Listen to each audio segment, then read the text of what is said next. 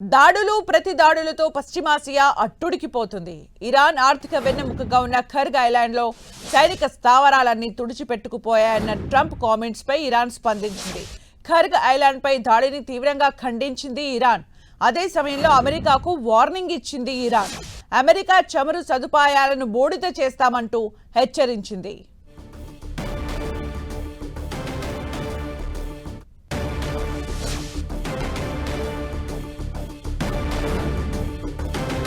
Iran Israel America యుద్ధం మూడో వారానికి చేరింది. ఫిబ్రవరి 28న అమెరికా ఇజ్రాయెల్ దేశాలు కలిసి ప్రారంభించిన ఈ యుద్ధం ఇవాల్టికి 15 రోజులవుతోంది.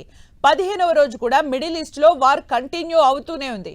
ఇరాన్లోని కీలక లక్ష్యాలే టార్గెట్ గా అమెరికా ఇజ్రాయెల్ దాడులు కొనసాగిస్తోంది. ఇరాన్ రాజధాని టెహ్రాన్ పై ఇజ్రాయెల్ నిప్పుల వర్షం కురిపిస్తోంది. ఓవైపు ఇరాన్ పై విరుచుకుపడుతున్న ఇజ్రాయెల్ అటు లెబనాన్ పై కూడా దాడులు కంటిన్యూ చేస్తోంది. అటు అమెరికా కూడా దాడులు కంటిన్యూ చేస్తూనే ఉంది. తాజాగా ఇరాన్లోని ఖర్గ్ ఐలాండ్ పై అమెరికా దాడులు చేసింది. అటు ఇరాన్ కూడా ఏమాత్రం తగ్గడం లేదు.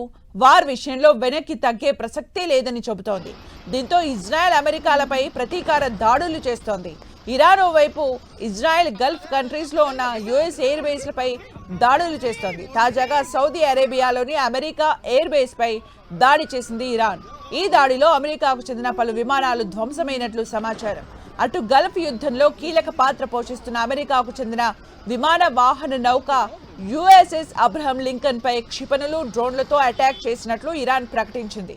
అయితే ఇరాన్ ప్రకటనను అమెరికా తోసిపుచ్చింది. ఇరాన్ పై అమెరికా చేస్తున్న ఆపరేషన్ ఎపిక్ ఫ్యూరీకి ఈ అబ్రహం లింకన్ నౌక మద్దతు ఇస్తూనే ఉందని పేర్కొంది. అటు ఇరాన్ జరిపిన దాడులో ఇజ్రాయెల్లో 15 మంది మరణించారని, 2000 మందికి పైగా గాయాలయ్యాయని ఇరాన్ ప్రకటించింది. అటు ఇప్పటి వరకు జరిగిన యుద్ధంలో ఇరాన్కు తీవ్ర నష్టం మిగిల్చింది. ఫిబ్రవరి 28 నుంచి అమెరికా ఇజ్రాయెల్ ఇరాన్పై జరిపిన దాడుల్లో ఇప్పటి వరకు దాదాపు 1444 మంది చనిపోయినట్లు ఇరాన్ ఆరోగ్య శాఖ మంత్రి తెలిపారు. అటు 18,551 మంది తీవ్రంగా గాయపడ్డారని చెబుతున్నారు.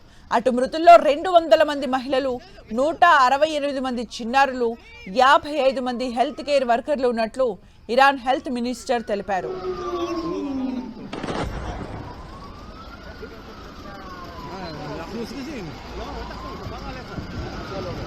Logik.